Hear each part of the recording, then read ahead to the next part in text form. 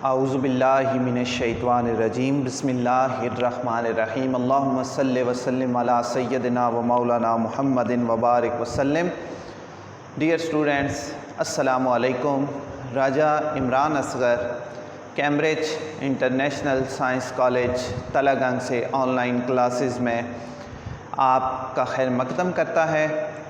پیارے بچوں، ہم گزشتہ کچھ جو کلاسز ہماری اس میں ہم نے نظم نعت کا آغاز کیا ہوا ہے، نظم نعت کا احاطہ ہم کر رہے ہیں۔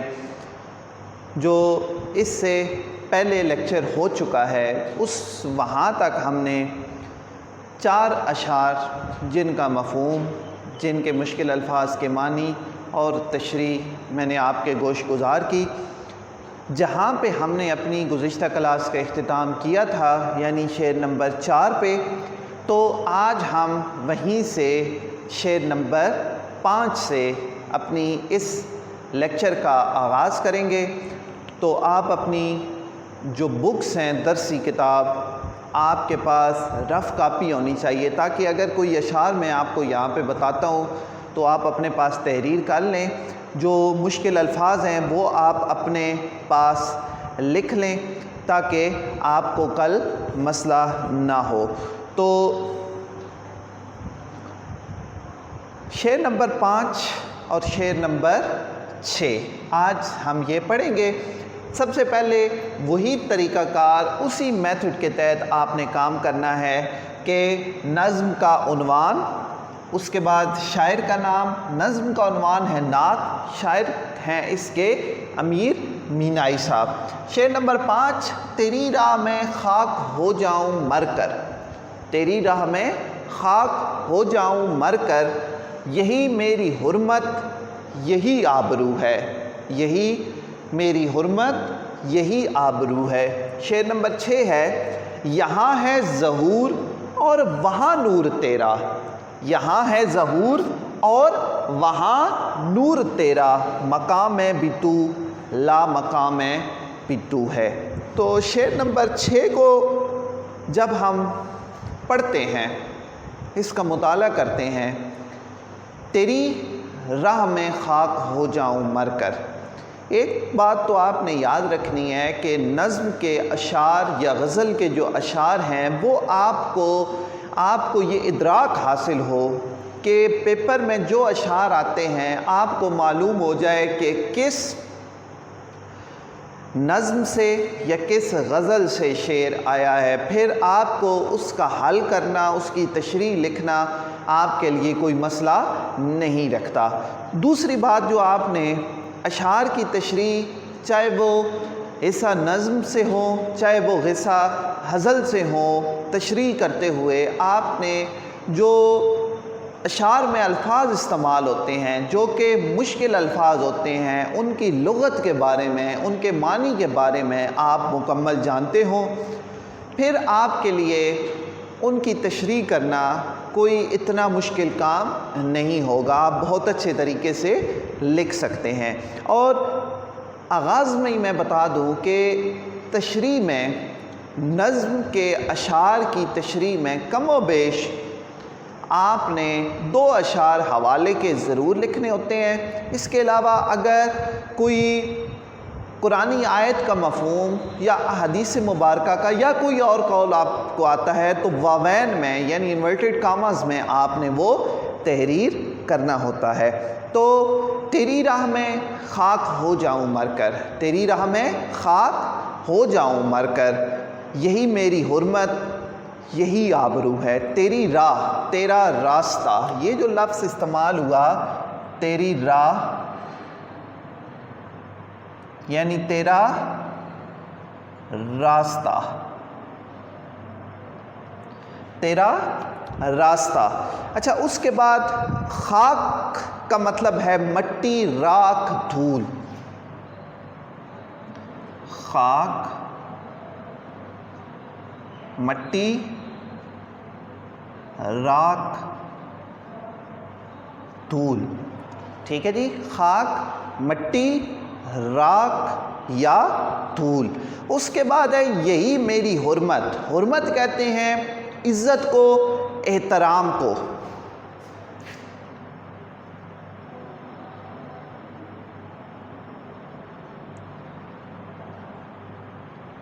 عزت،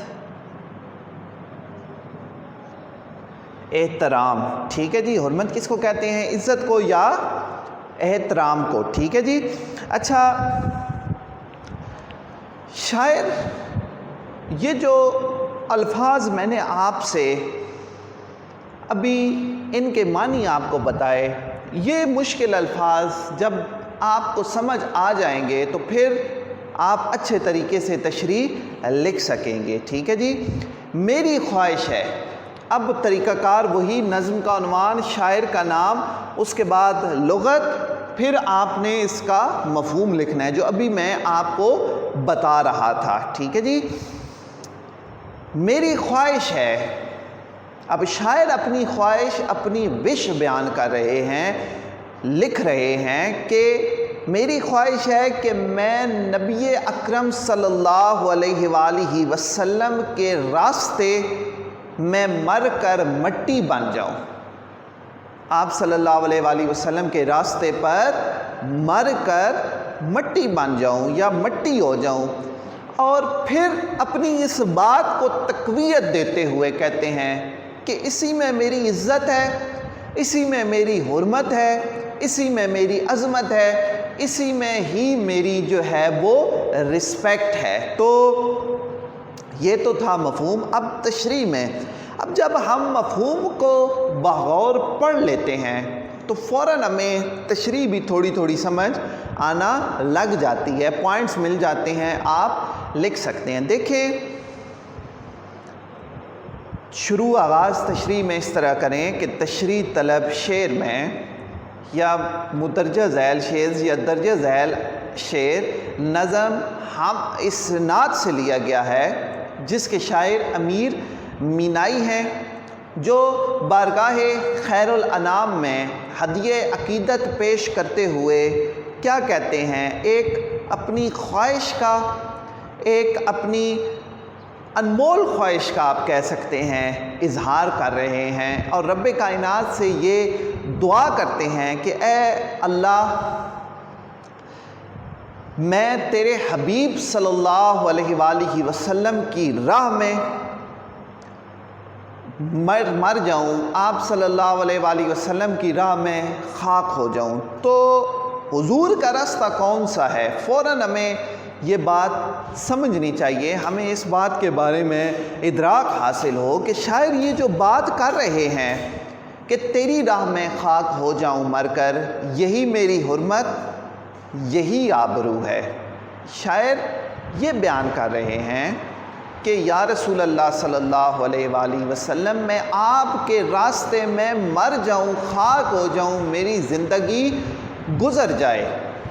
اب حضور کا راستہ کون سا ہے؟ حضور صلی اللہ علیہ وآلہ وسلم، شاعر جو اپنی خواہش کا اظہار کر رہے ہیں راستے، وہ راستہ آپ صلی اللہ علیہ وآلہ وسلم کا اسوہ حسنہ ہے، آپ صلی اللہ علیہ وآلہ وسلم کی حیات طیبہ ہے، آپ صلی اللہ علیہ وآلہ وسلم نے جو دین پیش کیا،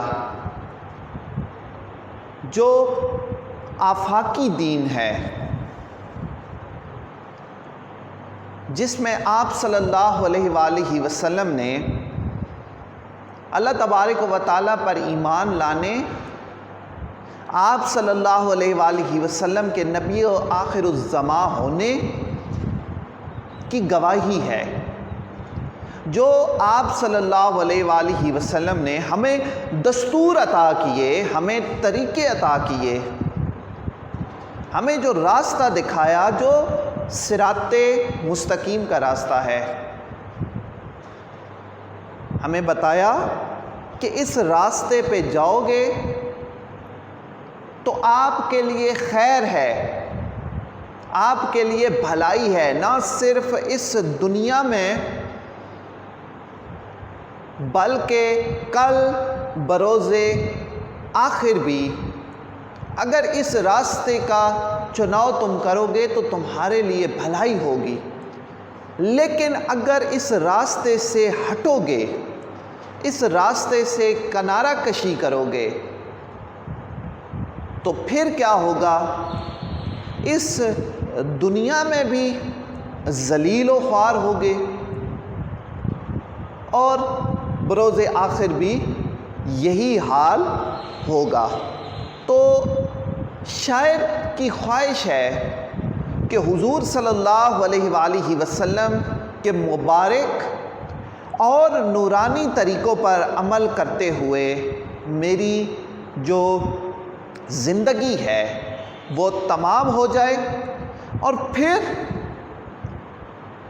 ہر بشر نے، ہر انسان نے موت کا ذائقہ چکھنا ہے۔ موت ایک اٹل حقیقت ہے، کل نفس ذائقۃ الموت، ہر ذی نفس نے موت کا ذائقہ ضرور چکھنا ہے۔ تو شاعر کہتے ہیں کہ جب میری زندگی حضور صلی اللہ علیہ وآلہ وسلم کے مبارک طریقوں پر، آپ صلی اللہ علیہ وآلہ وسلم کی مبارک سنتوں پر عمل کرتے ہوئے گزرے اور در حبیب صلی اللہ علیہ وآلہ وسلم پر گزرے، پھر اپنی بات کو تکمیل کی طرف لے کے جاتے ہوئے کہتے ہیں کہ میری زندگی تو حضور کے طریقوں کے مطابق گزرے، حضور کے طریقوں کے مطابق بسر ہو، لیکن اس خواہش کا اظہار بھی کرتے ہیں کہ جب میری زندگی تمام ہو، میری زندگی کا اختتام ہو، تو وہ اختتام بھی در حبیب صلی اللہ علیہ وآلہ وسلم پر ہو، وہ مبارک سرزمین،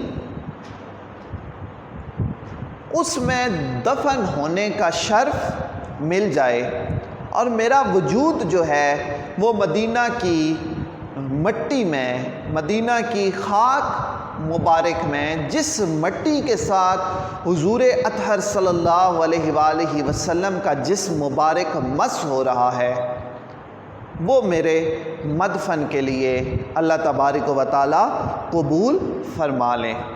بقول شاعر، حسرت ہے دم نکلے در شاہ عرب پر، حسرت ہے دم نکلے در شاہ عرب پر، خدا مدفن ہو تو سایہ دیوار مدینہ، مدفن ہو تو سایہ دیوار مدینہ۔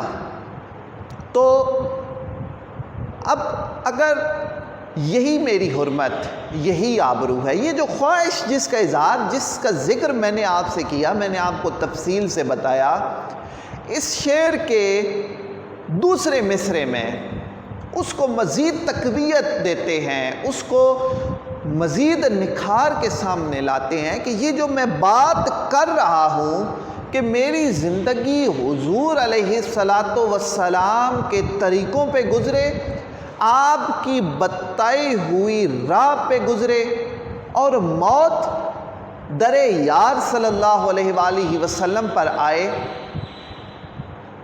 تو پھر دوسرے مصرعے میں اس کی تکمیل کر رہے ہیں کہ اگر ایسا کام ہو جائے، یہ دونوں کام، زندگی کے گزرنے والا اور موت کے ظہور پذیر ہونے والا، اگر یہ دونوں کام میری خواہش کے مطابق ہو جائیں تو پھر شاعر کہتے ہیں کہ یہی میری عزت ہے، یہی میری آبرو ہے، اسی میں میری حرمت ہے، اسی میں میرا تقدس ہے، میری خوش نصیبی ہے۔ سر پہ رکھنے کو مل جائے جو نالین پاک حضور، سر پہ رکھنے کو مل جائے جو نالین پاک حضور، تو پھر کہیں گے کہ ہاں ہاں تاجدار ہم بھی ہیں۔ اور جناب مولانا ظفر علی خان نے کہا تھا کہ نہ جب تک کٹ مروں، نہ جب تک کٹ مروں میں خواجہ یثرب کی حرمت پر، نہ جب تک کٹ مروں میں خواجہ یثرب کی حرمت پر خدا شاہد ہے، خدا شاہد ہے، کامل میرا ایمان ہو نہیں سکتا۔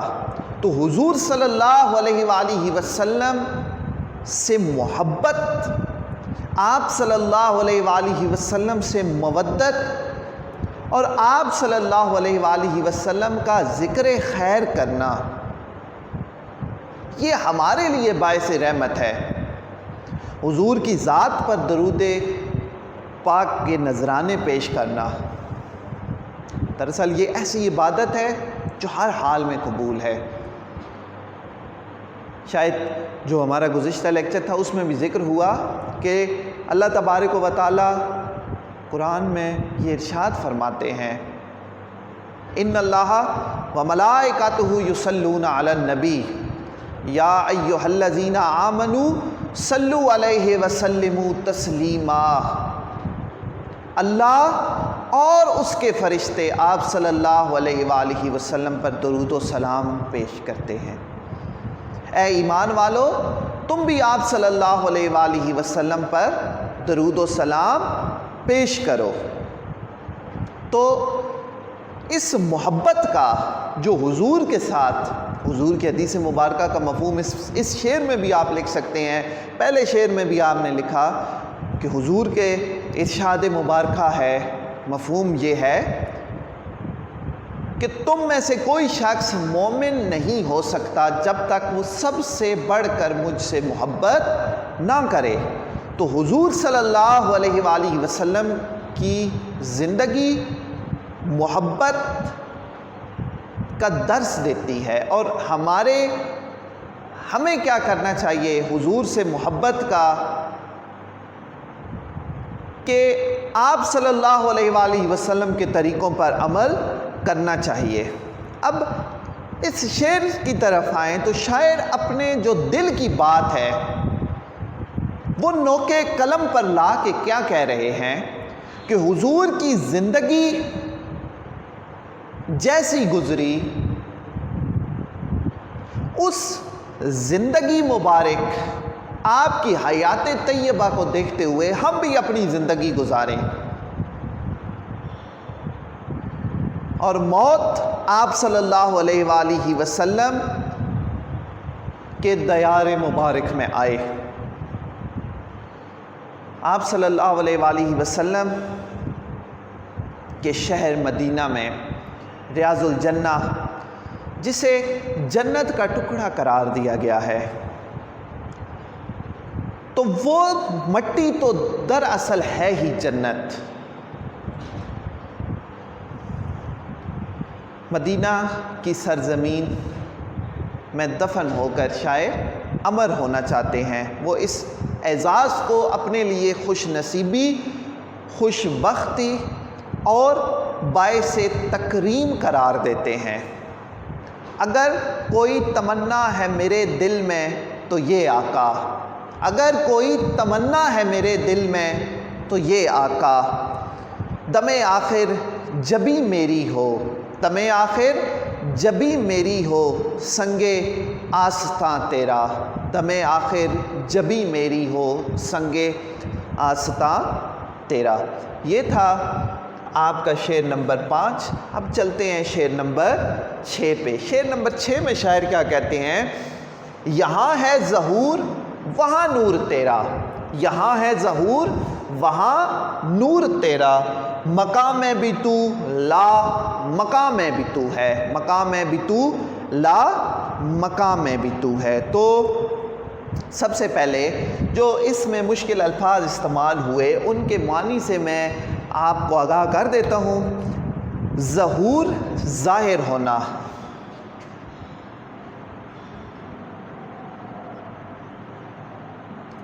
ظہور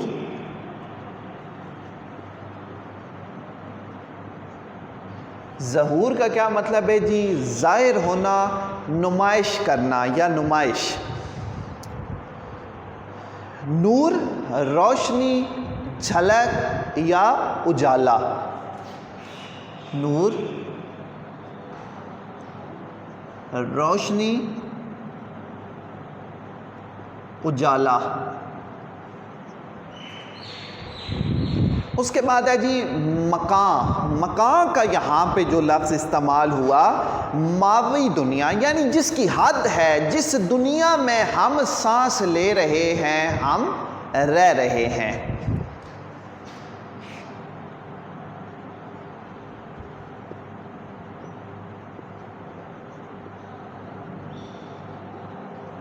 یہ دنیا جس کی حد ہے۔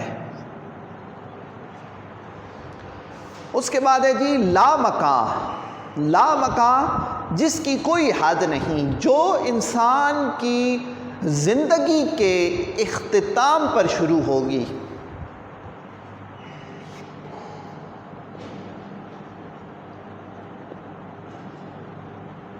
لا مکان جس کی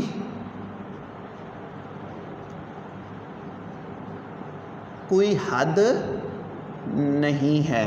ٹھیک ہے جی، یہ مشکل الفاظ، وہی طریقہ کار جو آپ نے پہلے اشعار میں کیا۔ تشریح جب آپ لکھ رہے ہو پیپر میں، سب سے پہلے آپ نے نظم کا عنوان، نعت، شاعر کا نام، امیر مینائی، اس کے بعد لغت آپ نے لکھ لینی ہے، الفاظ معنی اچھے سے خوبصورت کر کے لکھنے ہیں، پھر آپ نے اس کا مفہوم لکھنا ہے۔ تو اس شعر کا مفہوم کیا ہوگا جی؟ آپ صلی اللہ علیہ وآلہ وسلم کی ذات کا ظہور، آپ صلی اللہ علیہ وآلہ وسلم کی ذات کا ظہور اس دنیا میں بھی ہوا، اور عالم ارواح، عالم قدس میں بھی آپ صلی اللہ علیہ وآلہ وسلم کا نور موجود ہے۔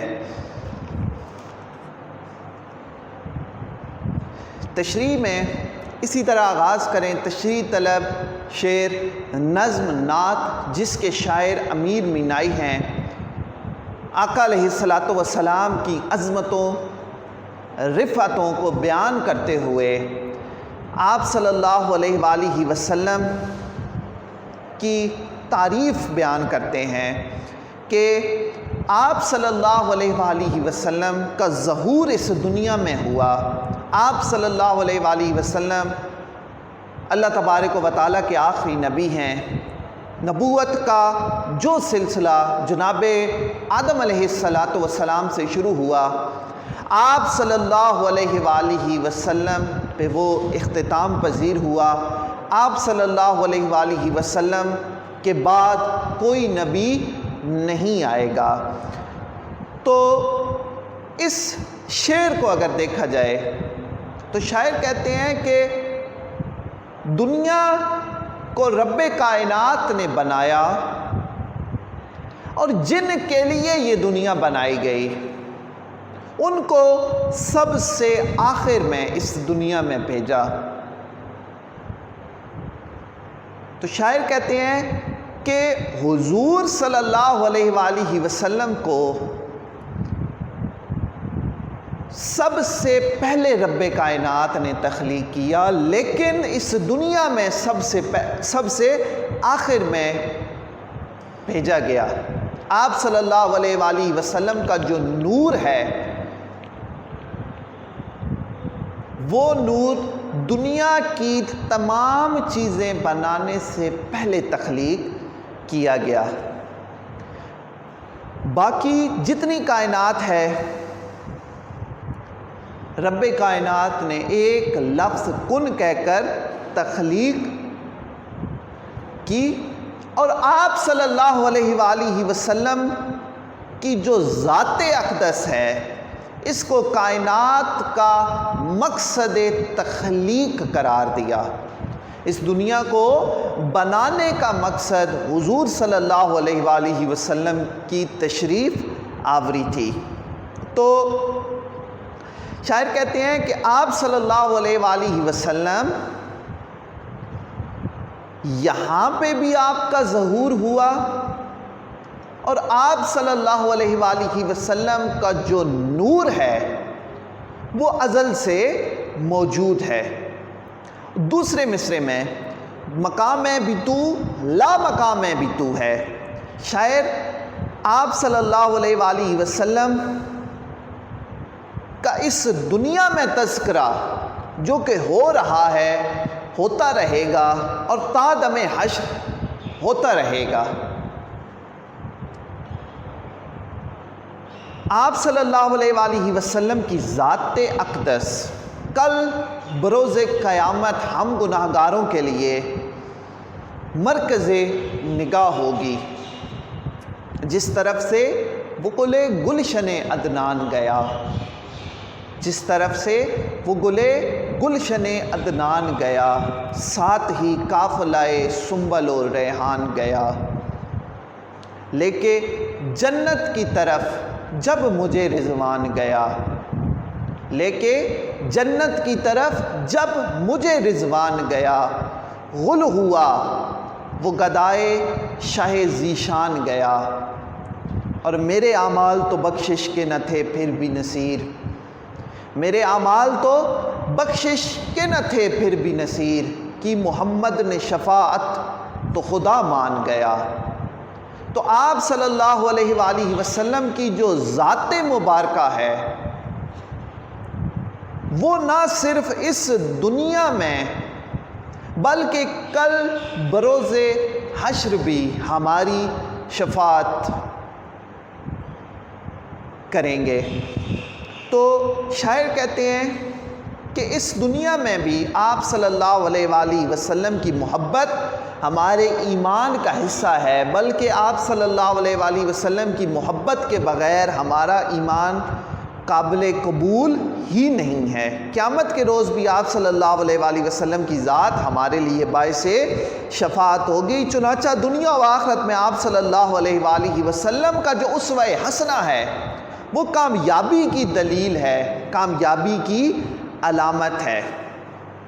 عقبیٰ کی منزلوں میں، بقول شاعر، عقبیٰ کی منزلوں میں بھی وہ ہوگا دستگیر، عقبیٰ کی منزلوں میں بھی وہ ہوگا دستگیر، آساں جس کے فیض سے کار جہاں ہوا۔ اس شعر میں شاعر جب مقام اور لا مقام کا ذکر کرتے ہیں تو وہ واقعہ معراج کی طرف بھی اشارہ کرتے ہیں